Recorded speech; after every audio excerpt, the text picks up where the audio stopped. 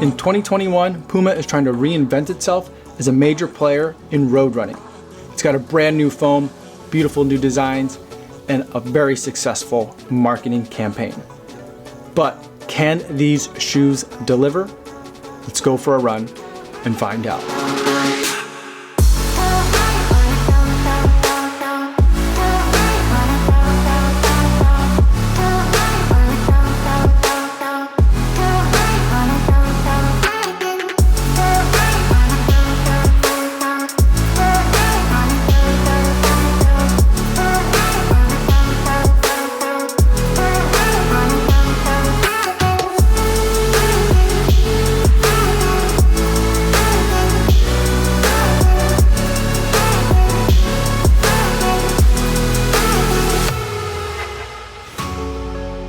6.14 miles, 9 minutes even per mile, 140 beats per minute on average today, taking the Puma Deviate Nitro out for its first run. On an easy run, it's a shakeout run for me. I've got the Shamrock Shuffle coming up in just a couple of days, so taking it pretty easy, but I also did want to put this shoe through the paces so I could see what this new Deviate Nitro from Puma is all about. And before I give you my thoughts on this shoe, I do want to go over some disclosures. This is a pair of shoes that I purchased myself. No one sent it to me. No one's paying me to make this video, and no one's going to get a chance to preview any of my footage or my thoughts before you guys get a chance to see this video on YouTube. So with that disclosure out of the way, let's talk about the Puma Deviate Nitro. Now, what we have in this shoe is a 32 millimeter stack height shoe with an 8 millimeter drop, giving us 24 millimeters of Puma's new Nitro foam in the midsole. But that's not the only thing that's in this midsole. This midsole is full of pretty much everything that you've heard of in the past couple of years in running technology. It's got a heel clip in the back for some extra stability,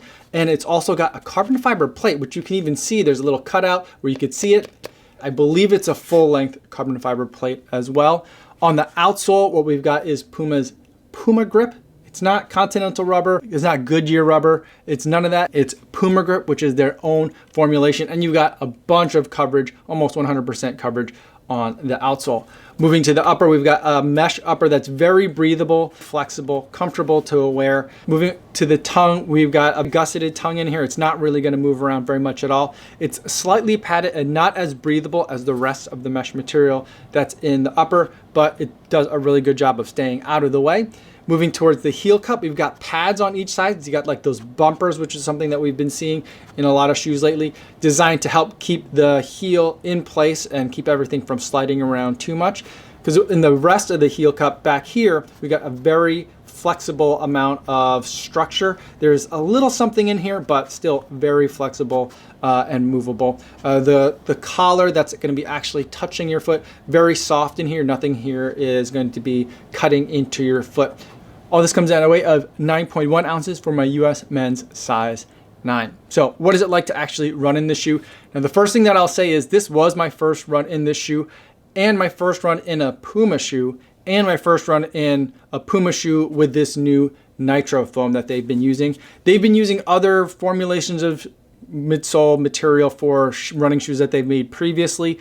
I believe this is the first year that they're using this Nitro foam that's in here, and basically the way they're using it is it's different than, say, like an EVA foam, where there's actually nitrogen infused into the midsole as they are making this midsole. It's a little bit different, but it's something that we've seen in midsoles in a lot of other brands that have a very distinct and specific characteristic. So because of all this kind of newness though, I am gonna say that I'm not exactly sure what this shoe is. I don't have kind of like my final thoughts on this. It still, after all, is just the first run on this shoe. But I will give you kind of my ideas and what I've experienced so far, what I'm thinking, and what I'll be testing for kind of in the future. So some of the things that I could say right off the bat is this is not a track day shoe. It's got plenty of stack height in here. So even though it has a carbon fiber plate, it doesn't feel like a super speedy shoe. Not something that I want to take for if I had a bunch of 200s or even 400s that I had to do out on the track. Not necessarily the first thing that I would pick. I did get up on the toes a little bit on this shoe thinking, well, maybe the carbon in here is just really rigid and that's why I'm not feeling it. Maybe I'm not loading it properly.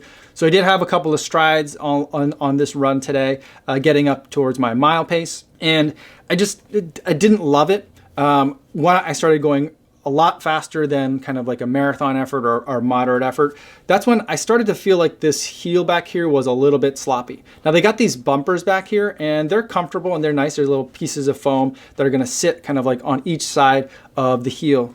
But I felt like, you know, I was sliding around just a little bit. Nothing that was distracting, nothing that made me feel like, you know, I'm falling out of the shoe, but it's just something that I did notice at faster speeds. So like, I just didn't feel like this wanted to be run at like really, really fast paces. But I also don't think it's kind of like the low and slow, easy, long run shoe that the stack heights might indicate that it would be. I'd come into this thinking that maybe this is kind of like a max cushion shoe, but I'm not really getting a lot of max cushion vibes from wearing this shoe. The insole here is not an ortho-lite insole, but at least towards the heel of the insole, it's super padded, very comfortable. You're definitely getting a lot of step-in comfort, but the overall foam feeling that I'm getting from this is not like that it's a super squishy foam. And so for the easy miles that I was putting in today, I found that I was trying to kind of figure out what exactly this shoe wanted me to do. I couldn't tell because of this heel clip. Well, maybe it's expecting or wanting me to land a little bit more on the heel or from the midfoot back and then rolling forward through the foot strike, or if it was happy with me and kind of in my midfoot foot strike and letting me land wherever I wanted to. I didn't really find like a tremendous benefit one way or the other. So for the most part, I was running kind of in the way that I just normally would run. And I felt like it was a pretty good shoe, but what I tend to find is that nitro foams, this type of foam that are made with these kinds of processes, generally I don't love them at kind of everyday, easy paces. It's usually only when I pick up the pace that I tend to love them, and that's kind of what I experienced so far in this shoe. So for me, it's not going to be like, all right, today's my Saturday long run or Sunday long run. I'm not worried about pace, but I want to get out there and kind of extend my mileage and try to extend like what's the longest I've ever run before. That's not this shoe, at least so far. When I did really enjoy this shoe was when I picked up the pace a little bit to moderate up to kind of like marathon pace and even a little bit faster. That's when I felt like this shoe started to make a lot of sense. When I'm running at faster paces, you're pushing into the shoe a little bit harder, or you're pushing off from the shoe a little bit harder than at an easy pace. And I feel like then you're giving and putting more like force into this foam, and it's be able to kind of absorb it and do what it's supposed to do. Like you're hitting it at the right kind of level. And that's when I felt like this shoe was really starting to do things that, this is what they're kind of intending for this shoe. When I'm looking at this entire shoe and thinking there's a heel clip that they've inserted as a wedge, and they've got this carbon fiber plate up in here, I'm thinking that a lot of that is all built for stability. And I'm wondering if this nitro foam, that at least the way that Puma has created this nitro foam, if it's maybe a little bit unstable at this level of stack height. And so it seems to me that this carbon might be one of those types of carbon fiber plates that's a little bit more for stability than it is for kind of springiness or propulsion or whatever, kind of like that forward pop that you normally, or that I normally associate with carbon fiber shoes. On the outsole, the Puma grip was nice and grippy. Today, the temperatures dropped quite a bit overnight and there's been crazy winds, so there's been water splashing up from the lake onto a lot of the paved surfaces. So there was a decent amount of very, very slippery ice out there today. Not to say that this is an ice shoe, but for those little spots of ice that I couldn't quite avoid or I didn't see ahead of time, the Puma grip was, I don't know if it was a lifesaver, but I was very glad to have something very grippy underfoot. And this Puma grip, it's not a branded or a co-branded kind of rubber outsole, but it's legit. The Puma grip definitely works. In terms of the fit, the toe box is a pretty good size. Overall, the shoe is true to size. I went with a size 9 like I do in almost all my shoes. The size 9 works really well for me. I wouldn't call it a roomy shoe, but I don't necessarily think that it's a very or overly snug shoe at the same time.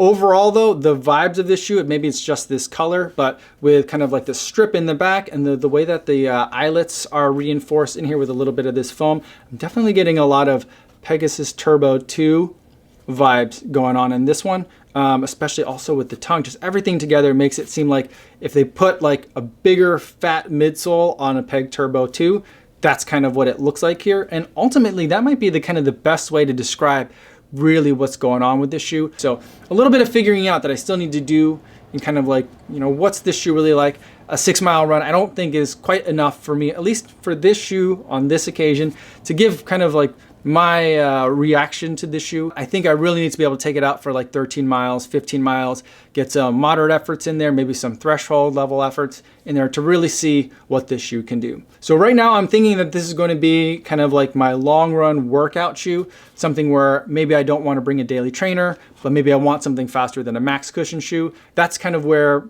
this would fit in, which a lot of my long runs, at least right now, are kind of in that category. So it's working out for me. A lot of my long runs, I have been bringing carbon plated shoes along for the run. So it's not completely baffling, but it's not necessarily giving me like, this is an exciting racer kind of shoe, but it's a good workout shoe that has a lot of interesting technology in it, whether it's a lot of technology for technology's sake or whether it's technology that all works really well together. I'm gonna have to put some more miles into it before I can really give you an answer to that. Hit the subscribe button so you can see me compare this shoe to other shoes that I think are kind of like serving the same use cases as these. I'm gonna compare it to some max cushion shoes. I'm gonna compare it to some of the longer distance workout shoes that I've been using as well. I'm gonna look forward to all this testing because so far I'm a little bit not exactly sure what I have here, but I'm excited with what I have here at the same time. So let me know if you have any questions about this shoe. I'll do my best to answer them in the comments down below, or better yet, feel free to stop by the live stream that I do just about every day on YouTube, 3 p.m. Central Time. I'd love to talk to you guys about it there. That's all I have for today, everybody. Thanks so much for making it all the way to the end of the video. Hopefully you guys are staying safe out there on your runs, and I'll see you in the next one. Yo, what's going on?